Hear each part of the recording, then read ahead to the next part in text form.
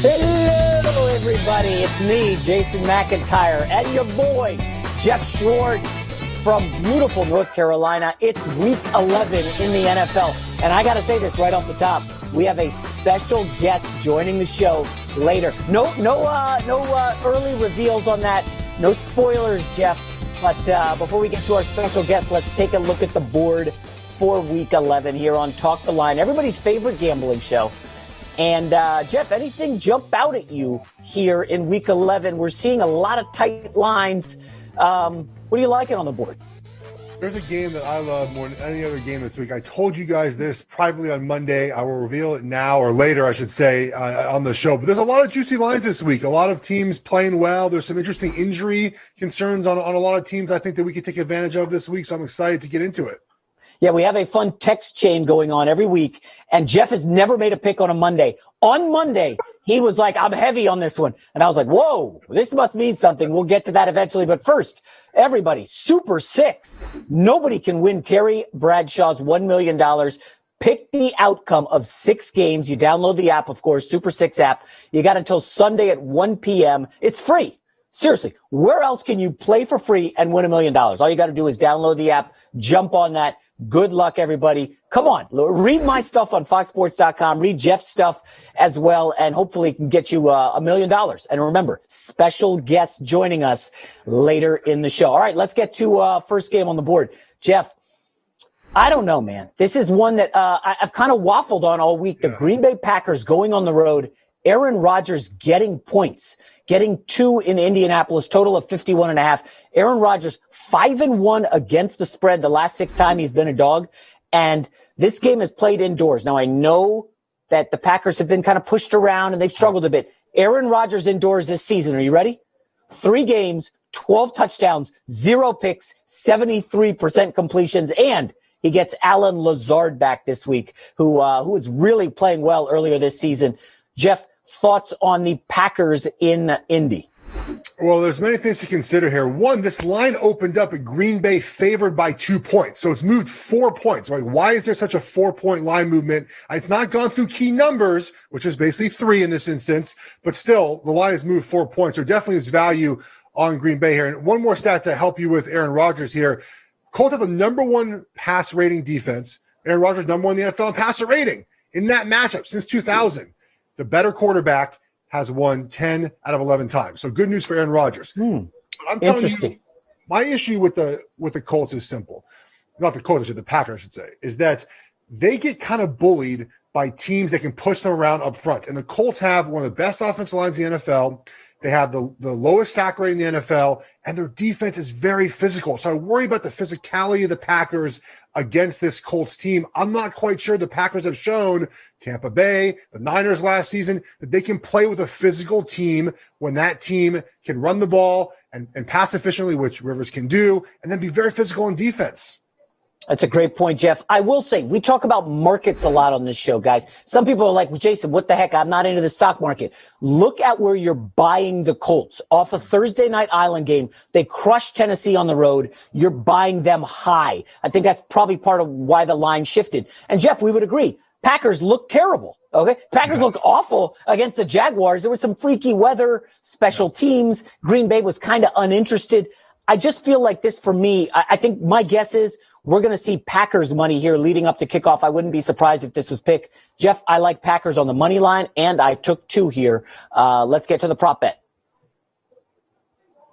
We have for Green Bay, it is Aaron Rodgers, everybody's favorite quarterback. I mentioned the indoor numbers this season, ridiculous. Over under 2.5 passing touchdowns for Rodgers against what you said is one of the best secondaries in the league. Yeah, I would lean under here, but I can't play it at the juice of minus 250, right? You have to bet $250 to win 100. That's a lot of money to lay to win $100. So I would probably stay off of this bet just because, again, I think the Packers are going to have trouble scoring this weekend.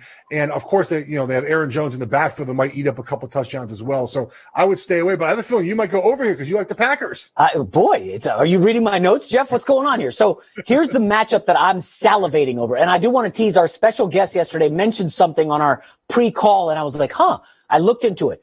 Devontae Adams will probably be matched up with Xavier Rhodes here, right? Xavier Rhodes is playing fantastic this season for the Colts. Xavier Rhodes was in the division with the Packers for the longest time, playing for the Vikings. Yep. Devontae Adams dominated him for years.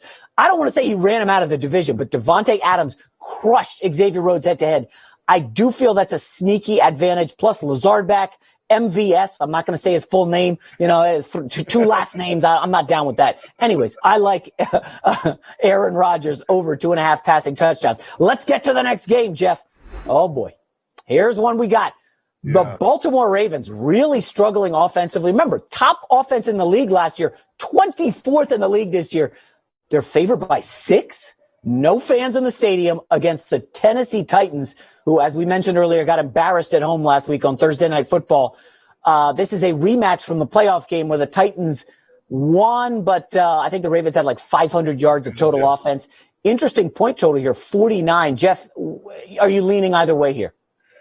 I'm starting to lean back to unders in the NFL. Scoring has considerably dropped as the weather has changed. Defenses have played better. I lean the under here of 49 points for a couple of reasons. One is that the Ravens' offensive line is so beat up right now. It's really hurting their rushing attack. They have not been able to run the ball as well without their offensive line, without their right guard from last year, without their left tackle from this year. There are a couple other injuries at right tackle, and they had some bad snaps last week. I know in the rain, but just looked discombobulated last week. And we know, if anything, Mike Vrabel will have the Titans defense plugged into what the Ravens do. Lamar Jackson said, people know what we're doing. That's a problem with this Greg Roman offense going back to when he was in San Francisco. So Titans will know what the Ravens are doing. Now, will the Titans defense execute? They've been a little bit better on third down lately, still 31st in the NFL, but a little bit better. On the flip side of this, Tennessee's offense has not been as good when Taylor Lewan, their left tackle, has been out the last 4 games. Ryan Tannehill's completion percentage, Jason, has dropped 15% without Taylor Lewan in the lineup. 15%. Guess what the Ravens are good at? They're great at defense. They're great at blitzing. They're great at rushing the passer.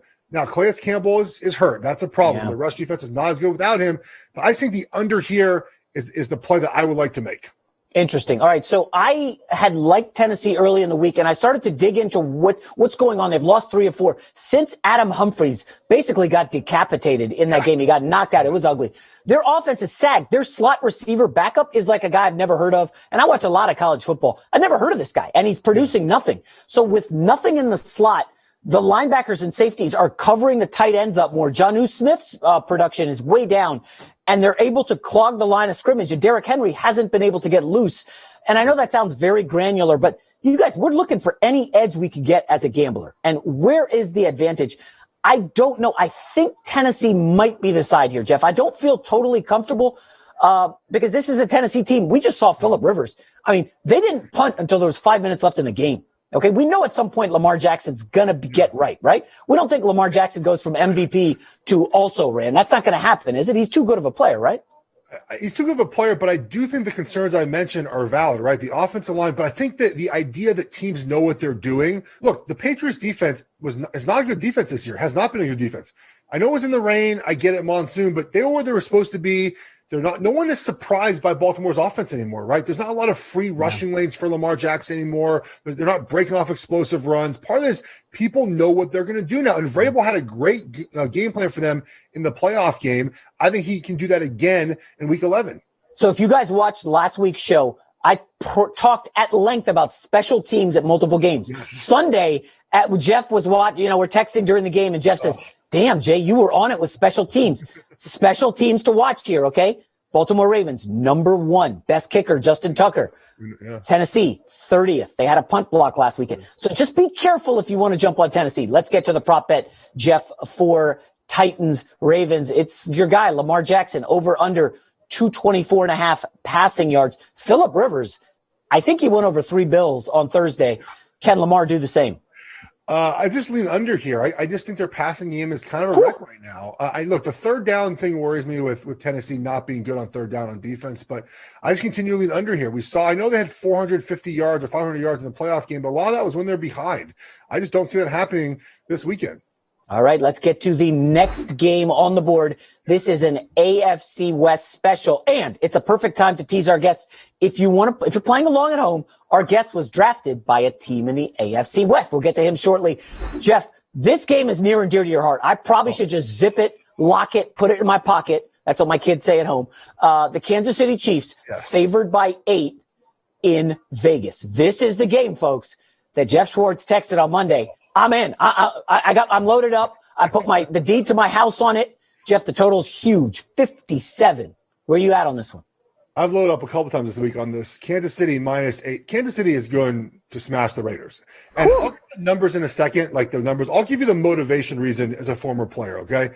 The Chiefs this year at times have looked a little lifeless, right? Kind of just like going through the motions, and they still win all their games. They're 8-1, folks. They're number 1 in the NFL in offense. They're number 6 in pass defense. They're a fantastic team that nobody really pays attention to because they just go out and beat everyone. So they're 8-1. Their one loss was to the Raiders this year. The Raiders win that game. In a game, by the way, the Chiefs had a terrible defensive game plan. Pat Mahomes did not play well in the pocket. He's admitted that. He's improved in that area. And the Chiefs, by the way, still scored 32 points. The Raiders win that game. They act like they win the Super Bowl. They're celebrating. They're going crazy. And they took a victory lap in their bus around Arrowhead Stadium. The Chiefs have mentioned that many times this week as motivation. When you have a long season, you have a 17-week season, you need opportunities to motivate yourself, to keep yourself kind of going, right? And the Chiefs are going to come out this weekend, and they're going to play their best game of the season off the bye. Andy Reid is 18-3 as a head coach off a bye. He's 7-4 against the spread as a Chiefs coach off a bye. He's 3-1 with Pat Mahomes off a bye. How about this, Jason? On the road against AFC West opponents, Andy Reid, 17-5 against the spread. He owns the AFC West. They're going to come out and put up over 40 points against the Raiders. Woo. We have won 3 in a row, right? Broncos, Chargers, Browns. Come on, guys. The Chiefs are rested. Sammy Watkins is back. Eric Fisher practiced today. It's going to be a bloodbath in Las Vegas. Wow. Oh, my gosh. So if they're putting up 40, I guess you're taking Chiefs. You're taking the over 57. Yes. Listen, Geoff has spoken. We obviously should preface this. His brother is on the Chiefs. Now, his brother, is he in? What's the situation, Geoff, with your brother in COVID? He's on the COVID list for close contacts, but his back is hurt, so he's not playing this week anyway. So this is like my brother hasn't played in a month, so it's not my brother. Now, did play for Andy Reid for one season in 2013, but this is not like a home or brother play. And you know this. I stay away from Chiefs games for this exact reason, right? I do not bet a lot of Chiefs games because I don't want there to be any sort of question about what's happening there. But this one, I'm betting this weekend. Okay. So, you guys know what the best lawyers do, right? They try to look what the other side is going to say. So I have tried for about 3 days now to make a case for the Raiders. Okay. And I said, Cleveland Farrell. He was awesome in the first meeting, Raiders-Chiefs. He had 9 pressures, really rattled Mahomes, helped with that comeback. Henry Ruggs over the top. Maybe the Raiders have a chance. And then I looked at the COVID list, and Cleveland Farrell's not playing because he's got COVID. And now LaMarcus Joyner, the slot cornerback, out. Tyreek Hill's in the slot. I can't make a case for the Raiders. The divisional underdogs have played well this year, but I'm not stepping in front of the Geoff Schwartz train here. Let's get to the prop bet for Chiefs-Raiders. Patrick Mahomes, your guy. Geoff is going all over. So let me guess. Over 297.5 passing yards for Mr. Mahomes. It's a lot of yards, but he has thrown for over 300. He did this year. He threw for 400. Remember last season in Oakland on the baseball field, they put up 28 points in the second quarter of that game. He threw for over 400 yards and 3 touchdowns. They're going to play their best game of the year. I'm telling you guys, it's going to be, I'd go over here. Yes. So, I watched the Broncos closely last week because like an idiot, I had to spot start Drew Lock on my fantasy team because Mahomes was on a bye. And I'm watching Drew Lock and it's interception after interception. I'm like, the Raiders defense stinks. The pass defense is a joke. Okay. Everybody moves the football in these guys. And, Drew Lock could do nothing. I don't think the Raiders defense is going to be able to stop Mahomes. I don't love overs, but I'm with Geoff Schwartz here. All right. Let's get to the next game on the board. This is a great game. It's Monday Night Football. It's Rams on, Geoff, I don't know what Sean McVay did to the schedule makers. This is the Rams' 5th trip to the East Coast. Geoff, as an offensive lineman, listen, I know you guys are flying first class. You got the private jets. It's sick. Okay. The charter jets. Sorry. Like you're spreading out. You're probably able to sleep on the plane, but still though, 5 trips across the country in the first, 11 weeks of the season. That is not fair. And the Rams are kind of big underdogs here. They're coming off a big win over Seattle. I was on them last week. You guys watch this. I like that Rams. Yeah. I don't like this spot at all for the Rams. Big underdogs here, relatively big against the Bucs. 4.5 points. Geoff, where are you on this one? Yeah, I think the Bucs win this game by at least a touchdown. I'm going to go back to my offensive line roots here. I think it's really important to talk about pressure rate when it comes to the Rams. and how they operate. Jared Goff is not good under pressure. Out of 33 qualified quarterbacks this year, he's 31st in completion percentage against pressure. He's 28th in yards per attempt and 29th in passer rating. So he does not operate very well when under pressure. Guess who's out? The Rams left tackle, Andrew Whitworth, is out for at least the rest of this regular season with a knee injury. Even last week against Seattle, in the 17 reps that Whitworth was not in the game, the pressure rate increased by 10% against Jared Goff. Now enter Tampa Bay's pass rush, their number one ranked pass defense, their number second ranked rushing defense as well. I think it's going to be a long game for Jared Goff. I do not think this Rams offense, Jason, is going to score a lot of points. On the flip side, though, the Rams pass defense, really good. I don't know if Tampa scores a lot of points, but I feel comfortable in this being like a 20-10 type of game where Tampa wins by at least 4.5 points. Okay, yeah, let me ask you about the offensive lineman injury. Whitworth, I think this is the biggest non-quarterback injury this week in the league, okay? He's like the heart and soul of the Rams. I'm friends with someone on the Rams, and I just know Whitworth is he is the center of that team, and him going down was devastating. Geoff, if you look at the second half, they opened the second half with a quick scripted touchdown drive. The next 3 drives, they had a total of 21 yards. I know they were milking the lead, but the pressure was turned up a little bit by Seattle. As you said, the pressure rate's big. I'm a little worried about Goff here. Let me quickly argue this from the Rams' point of view, okay? Tom Brady, old man Brady, okay, Geoff, I think he's older than you are.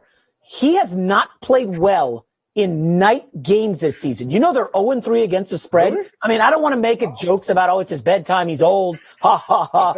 But listen, he didn't look good against the Giants. He didn't look good against the Bears. No. And against on Sunday Night Football. Against the Saints, I mean, it was one of the worst games of his career. That's not an exaggeration either. Are you anything on the night games for the Bucs? No, I did not know that, but that's now looking back at it, it's kind of interesting because normally with New England, he played really well in prime time, right? I mean, they always shined against the Steelers when they played him or the Chiefs or whatever else.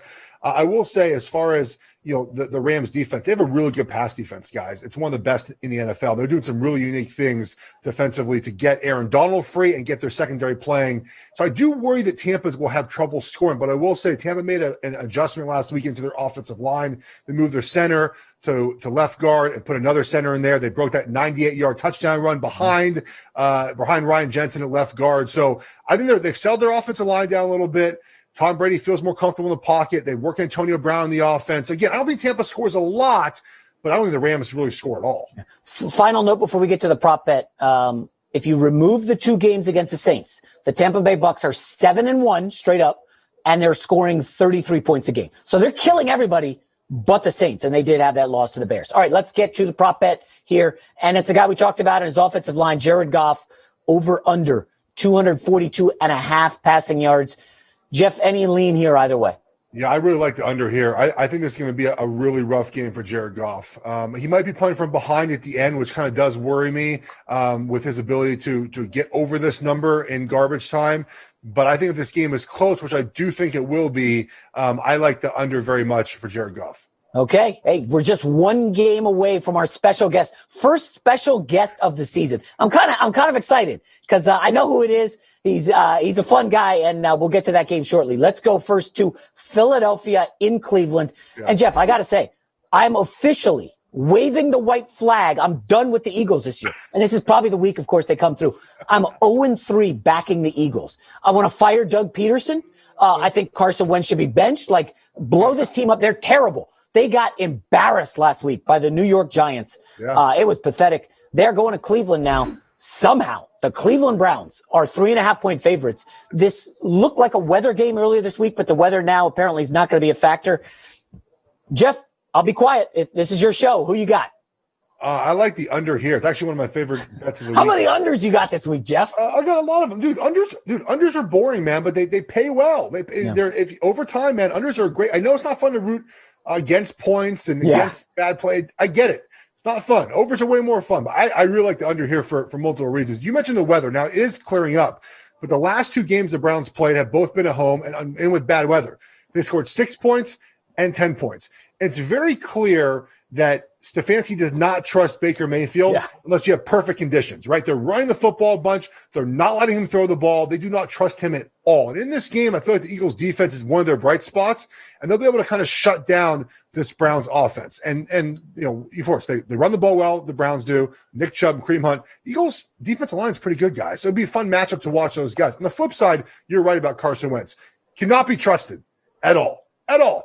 And the Browns defense has done a good job the last 2 weekends. So I think the under here is the way to go. Both teams near the bottom third in the NFL and points per drive as well, which kind of help my under bet. I like the under 47.5. Carson Wentz, by the way, leads the NFL with 16 turnovers. And that Eagles defense you just touted, they gave up 160 yards on the ground last week to Danny Dimes, Wayne Gallman, and Alfred Morris, who's 37 years old, I think. At any rate, okay, let's get to the prop and the Browns running game. I'm still salty, guys, about the Eagles last week. That was my one loss. I'm still ticked off. Can I be ticked off? Well, I'm ticked off about this guy just running out of bounds to the 1 yard line. Oh, he cost you some money. Yes, he did. Nick Chubb, 75 plus rushing yards and a touchdown. Should I bet this? What's going on here? Is he going to fall down at the one again? I'm not quite sure. Wait, are they giving away? Is this like some weird? Are they giving away money? 75 rushing yards and a touchdown? And we get plus 162, right? So $10, you win 1620. Yes, give me this. Yes, I'll go over here. Nick Chubb, come on, man, make me some money this week. All right, now it's that time, folks. I know you've been waiting the whole show patiently. You've been texting your friends. Who's a special? Huh? Oh, okay, fine. Let's go. We'll intro the game. I'm sorry. Let's go to the next one. Okay, Miami at Denver. The Dolphins 3.5-point favorites in altitude to a big number on the road. Jeff, total of 45. The total's been creeping down a little bit. There is some question. Who the heck is the starting quarterback here? Drew Lock. He killed my fantasy team last year. He got hurt. He's got some ribs, but he did just before we taped the show. He is practicing today, so it may not be Brett Rippon, the immortal Brett Rippon, who threw 3 interceptions against my Jets. Either way, I don't know that it matters a whole heck of a lot. Any thoughts on Miami, Denver? Yeah, I've been pretty wrong about the Dolphins the last couple of weeks, and the reason why is I just don't think their pace of winning, their way they're winning, I should say, is sustainable. Right? They've scored essentially 5 touchdowns the last 3 weeks on defense and special teams, only 6 on offense, and that's not sustainable. But nonetheless, the Broncos aren't any good. The Dolphins are playing really well, and there is something to the idea of feeling confident going into a game like this, knowing that, hey, man, we won 5 in a row. The vision of what Brian Flores is put together on this team, guys believe in it now, right? It's working, right? We're playing physical defense. We're confusing quarterbacks. We're bringing pressure. We're blitzing. Offensively, we have a good game plan for Tua. Chan Gailey's done a great job of setting up an offense that works for what they have, the parts they have, taking shots when they have to, running the ball when they have to. So they're in a really good rhythm right now. I don't know, Jason, how Denver at all, with any of their parts on their team, disrupts that rhythm other than Tua essentially just laying an egg, which so far he has yet to do. Yeah. Raiders last week against Denver. Okay. Denver, despite the Raiders missing both their tackles, Denver had 0 quarterback hits. I don't know if they've quit on Fangio or not. It was just a really, really rotten performance from Denver last week. And, maybe they're at home and they kind of circle the wagons. I expect a lot of handoffs to Phillip Lindsay, but Wilkins is back from the COVID list for Miami. Yeah. I want to say Miami's going to crush them, but again, rookie quarterback on the road. Weather looks okay. I'm riding with Miami again here. Let's get to the prop bet for Dolphins at Broncos. And listen, it's Tua Tagovailoa over under 1.5 TD passes. Jeff, where you at? I would probably lean under here just a tad. We've seen the last couple of weeks now too that when they get the lead, kind of just run the ball and go home type of thing. The Dolphins do. They don't stay very aggressive. Again, I don't think that's any slight against Tua. That's kind of what they're doing right now, right? They're defensive-minded head coach. So I will lean slightly under here. I don't know if I feel comfortable putting much on this bet. I'm total agreement with you. And although Tua could be looking ahead to the Jets next week, that's maybe a thing. No, probably not. All right, let's get to the confidence meter, folks. Last week on the confidence picks, well, Jeff, you're up at 500 now. I'm 11-6-1. But Jeff, you're on the tee box first. Who you got for your pizza money bet? All right. I think I got Jared Goff under here. I I just think he's going to have a rough weekend, plain and simple. And by the way, I might be 9-9. I think I'm 5-0 in my quarterback pick so far in this confidence meter. So, like, maybe it's due for a regression at some point, but I'll continue to bet these. I like Jared Goff under. I know the audience. I've seen the Facebook group, guys. I know the comments. You guys love trends. Here we go. Short road dogs of 3 points or less, 23-10 against the spread this year. Give me the Packers +2. All right, Geoff, what's your fire pick?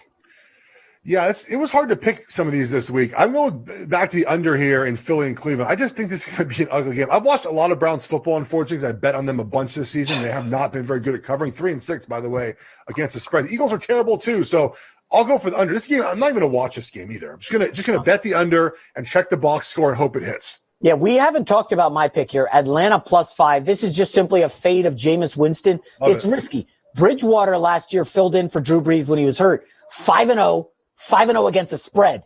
It was the same safe check down stuff. I don't know if that Jameis is wired that way. Like, is it in his DNA to just dink and dunk like Bridgewater and Brees? You know, he wants to just rear back and fire deep. Quick note, Raheem Morris, defensive coordinator, knows Jameis well, obviously. I think there's a slight edge for Atlanta here getting 5. It's already down to 4.5 some places. All right, your lock of the week, Geoff. Fire when ready. Is this even a surprise that what I'm picking this weekend? I'm going with the Chiefs. I think I've made my most passionate plea so far for this game. And plus, I've talked to people that cover the Raiders. I've talked to people that cover the Chiefs, former players. Our next guest we're going to have on, we talked about this yesterday, and I feel a little bit odd that every single person, people that cover the Raiders too, are like, yeah, it's not going to go well for the Raiders. Mind you, too, their defense, I didn't mention this earlier, their defense right now, the entire starting defense is in contact tracing. They cannot even be on a field till Sunday, till they play this game on Sunday Night Football. So give me the Chiefs -8. All right, my pick, you saw at Tampa. All right, let's bring in the special guest, okay? It's time for him. We got to break down this Washington Bengals game, and there's nobody better than former national champion with the Miami Hurricanes, Clinton Portis. It's all about the U, baby. How you doing, Clinton? I'm good, man. What's going on? Hey, thanks a lot for joining Geoff and I here, breaking down Washington Bengals. I initially looked at this. I thought maybe the Bengals are the side. Tell me what your thoughts are on Alex Smith and the Skins and Washington Football Club. Sorry. They've started out slow the last 2 weeks, but he has brought them back against the Giants and the Lions. Where are you on this one? Well, first off, Alex Smith is a great comeback story. So I've been around to see the work that Alex put in. So to have him back on the field, this been his second start back, I think he's going to be confident. I think you have a young guy in the backfield that's growing confidence as well against a Cincinnati defense that's not that good. And with that being said, I really like the Washington football team. Duh. That's not shocking to you. You knew I was going to say I like the Washington football team, and this is the reason why. Terry McLaurin is a special guy. This guy cannot be covered. I don't care who it is. The only guy that I want to see stick him for me to officially say Terry McLaurin is that guy is Jalen Ramsey. And the Cincinnati Bengals do not have Jalen Ramsey. He's out with the Rams. So with that being said, I think Terry McLaurin has a huge game. Alex Smith, Ohio, just having this opportunity against the against the Cincinnati Bengals is going to be great because they're going through it. When you look at that D-line, you let your best D-lineman go to Seattle. They brought in McKinley. It didn't work out. So they're searching. And that running game offensively, I thought once they paid the young kid, it was going to be great. I love the way Burrow is playing. All the receivers, you can't feed all of those guys because you're not blocking for Burrow. So I'm going to take the Washington football team. Geoff, when you look at Cincinnati, Washington, the Cincinnati offensive line's been terrible. Clinton, Washington's big strength is on the defensive line. Is that a big edge for Washington, Geoff? And your thoughts on the Bengals offensive line, which held together by duct tape at this moment? Yes, it's a huge problem. We saw last weekend Pittsburgh really get after Joe Burrow now twice in both their games. And look, Washington's defensive line is not what the Steelers have, but it's better than most defensive lines. And you mentioned the Bengals offensive line just hasn't been good. So I like Washington for the reasons that Clint said, but also for the reasons that the trench matchup. Washington's better on both sides of the ball. They're better on offensive line. They're better on defensive line. And they're getting more confident with Alex Smith, who, by the way, I did not see this coming. I did not think he'd ever play again. I'm so impressed by Alex. I root for him each and every game, each and every week, and he seems to be getting, to Clinton's point, just more comfortable, right? Each rep, each game, getting hits, moving in the pocket. He said he studied Phillip Rivers to learn how to play better without his legs, which is a little insulting, but nonetheless, I like the way Alex is trying to work through his comeback. So I like Washington here as well. Clinton, let me ask you this, and I know for the longest time the league and gambling were kind of separate, but as a player, did you ever look at the line and say, wait, we're only 2-point favorites against these jokers? I mean, come on. How often did you look at the line, and do you think, there's any Washington players looking and being like, you're supposed to get 3 for home field advantage? I know home field doesn't mean as much this year, but talk us through what it's like in the locker room when the line comes out for a game. As a player, I never looked at a line. I really knew nothing about sports betting. As a player, it was after that I got into the sports betting. But when you think about it as a player, you just know, hey, you hear the media, oh, you're an underdog this week. You don't know anything about the line, or you're not in the field saying, oh, yeah, man, we got to cover 2 points, so they're giving them 2 points. I never knew anything about sports betting then. But now I think it's more with social media, everything kind of being geared towards sports, everything that you look at, you always see it. I mean, the moment you pick up your phone, if you're on Bleacher Report, Fox, CBS, any line, it's popping up. Underdogs, -3, plus whatever. And, I mean, it's obvious that you know what's going on now because it's more prevalent and more of a conversation than ever before. Back then, come on, man, we had flip phones. Flip phones. Is there any game you love this weekend, Clinton? You just maybe loading up on that you saw in the NFL? Well, I'm like Geoff, and we had this discussion on the call, but Kansas City is going to embarrass the Raiders. And I really feel that way because Kansas City doesn't need anything to motivate them. And you're giving them the fact that you had victory laps around their stadium. That's where the win comes in. Thinking of Andy Reid, knowing how tough Andy Reid is as a coach because he was with the Eagles when I was with the Redskins. So knowing what Andy Reid is capable of, having Eric Bieniemy who says, you know what, my offense didn't do what we expected it to do in game 1. So this week, we're going to give you something special. And as I told you guys, you're coming off a bye week. They just got a new running back. Guess who's going to work in and have a big game against the Raiders? Le'Veon Bell. They got to worry about Le'Veon Bell. As much as we saying, well, we don't know how he fits in. Clyde Edwards-Helaire is going to be a good back. You're adding Sammy Watkins and Le'Veon Bell in, coming off a bye. Yeah. How do you think that's going to go? With no LaMarcus Joyner. Now, LaMarcus Joyner would be the guy who was tasked with covering either of these guys. Yeah. And you don't have it. All right, Clinton, let's get to the prop bet for Washington, Cincinnati. Shocker, it's a running back. Antonio Gibson over under 54.5 rushing yards. Now, listen, Antonio Gibson doesn't have the credentials you had, obviously, Clinton, with being a 2-time Pro Bowler. But where are you on Gibson and 54.5 rushing yards?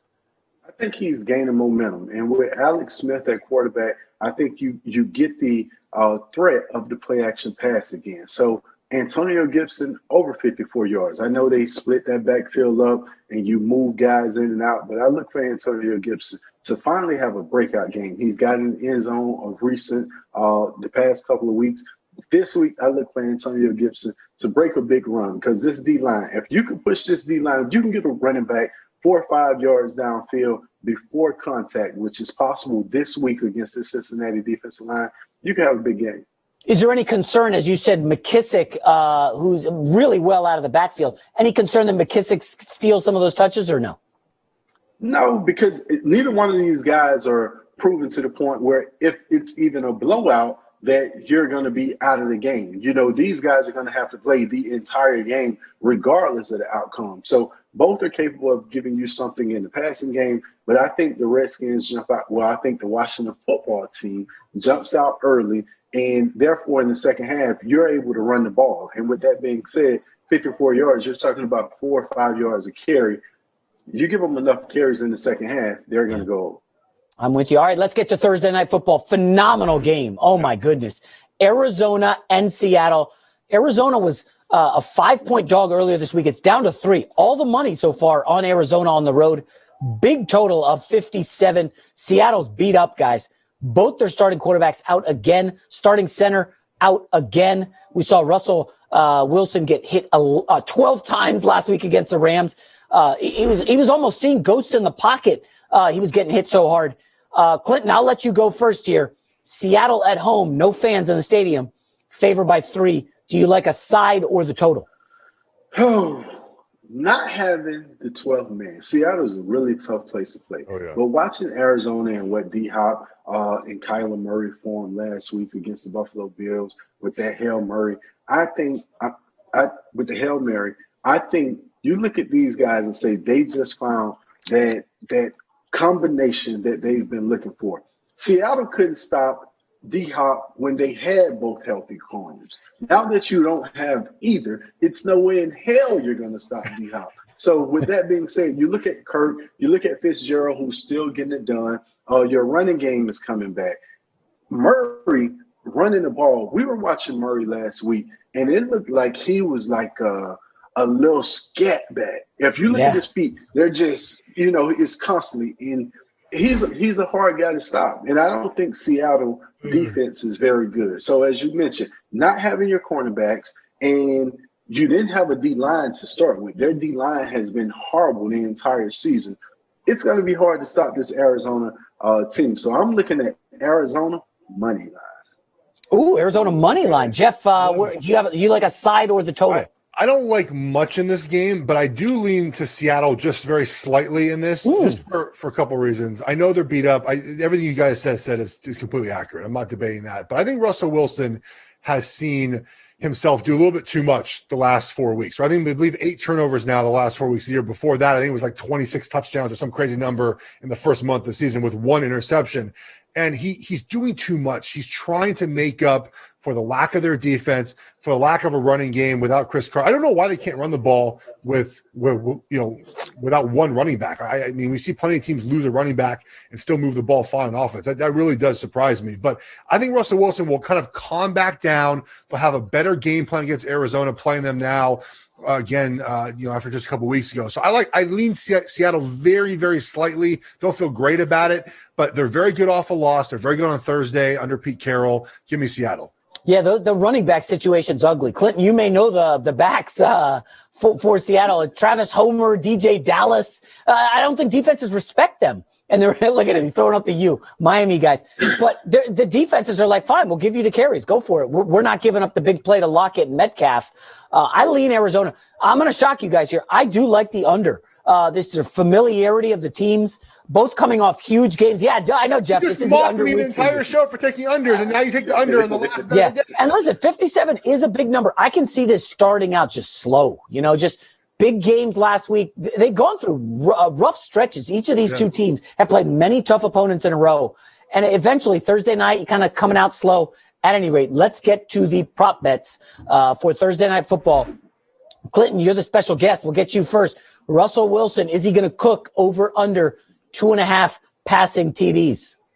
Well, I think he goes over 2.5 passing touchdowns. He's going to have to in order for Seattle to stay in this game. And I think they're going to be playing from behind because when you look at possessions, and that's how you have to break down this game, it's going to be hard to stop Arizona from scoring. They're the highest scoring team in the NFL. So you're going to be playing possessions. If they get the ball to start off with, you're playing catch up. And when Russell Wilson has to play catch up, he forces the ball. He's great at extending the pocket, throw the prettiest ball in the NFL, if you ask me. But he's going to be pressured into making it happen again because I don't see the running game coming back this week. And that offensive line, everything that you need, he doesn't have a tight end. Greg Olsen, another guy from the U, is at the end of his career. So I think Russell Wilson is going to have to extend the pocket, get the ball downfield, and, of course, he's going to get those 3 touchdown passes. All right, Jeff, you're the quarterback guru. Let's get to the second prop bet. It's Kyler Murray, who has been utterly dominant this year. I've got him second in the MVP voting behind your guy, Mahomes. Over under 61.5 rushing yards for Kyler Murray. Quick note, he has more rushing yards this year than Alvin Kamara and Zeke Elliott. It's a lot of rushing yards. 61? For quarterback, it's still a lot. I mean, in offense, it's not Lamar Jackson, right? I mean, then the focus of that offense is not Kyler Murray running the football. But where he is really good is in the red zone, right? Because I mentioned this last week. I think we talked about him. In the red zone, it's great to run your quarterback because you get an extra blocker with the running back or the tight end, and allows you to kind of take advantage of defenses keying other things in the red zone. So I think I like over here just because, too, he extends plays with his legs. They use him a lot on third or fourth down. So I lean over here very slightly. But this is a lot of yards for a quarterback, Jason, on the ground. Clinton, what do you think? Yeah, Clinton, you on this?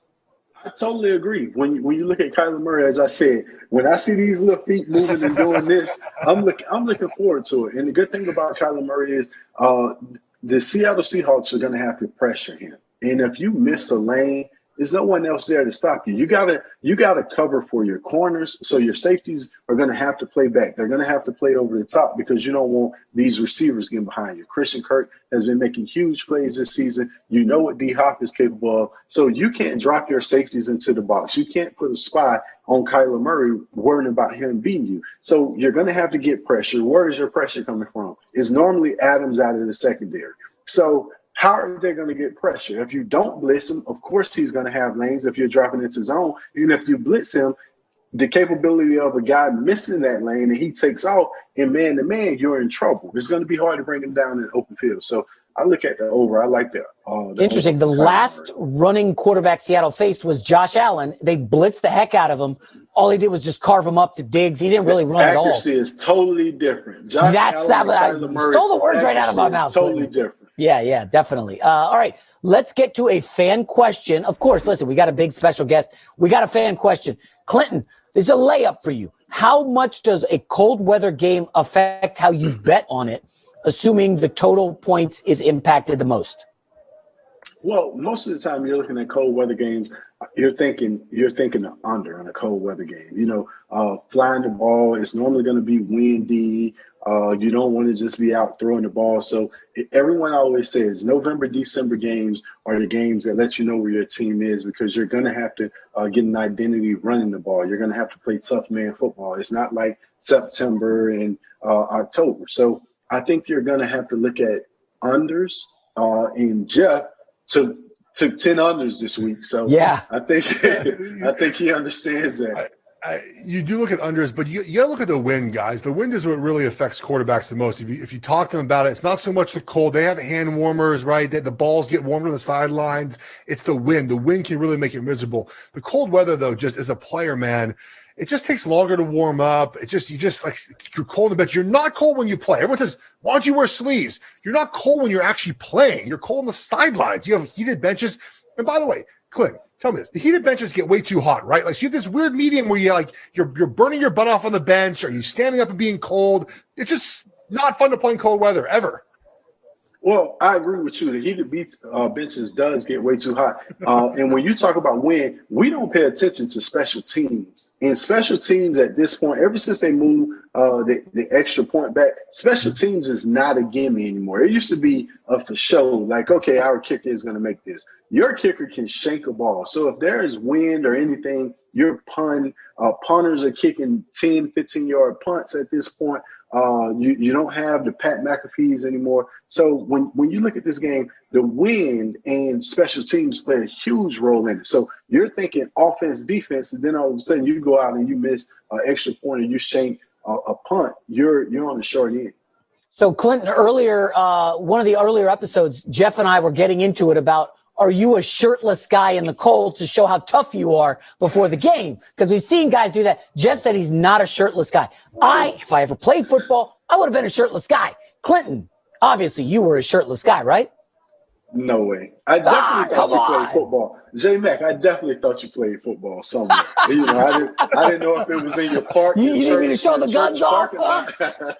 No, I don't really understand the shirtless guy. We didn't wear sleeves as running back. It was just in you like, hey, it's a cold game. We're not wearing sleeves. You got to protect the ball. You got to be ready. So that mindset, when you come out of the tunnel, it was already there. Just like, hey, you know what? I'm not worried about this weather. And as Geoff said, the moment that you step off the field to the sideline, you're just like, man, it's cold out here. Like, it's crazy. And if you go sit down on the bench, so you don't want the other team to sustain long drives, because the worst part of cold weather games is your feet. If your feet get stepped on in a cold weather game, man, it is over. Yeah, got to protect the extremities. My all right, hands, guys. Hey, great Week 11 show. Thanks for joining us. Join the Facebook group. Hit us on social media. We will be back on Sunday. Talk the line later.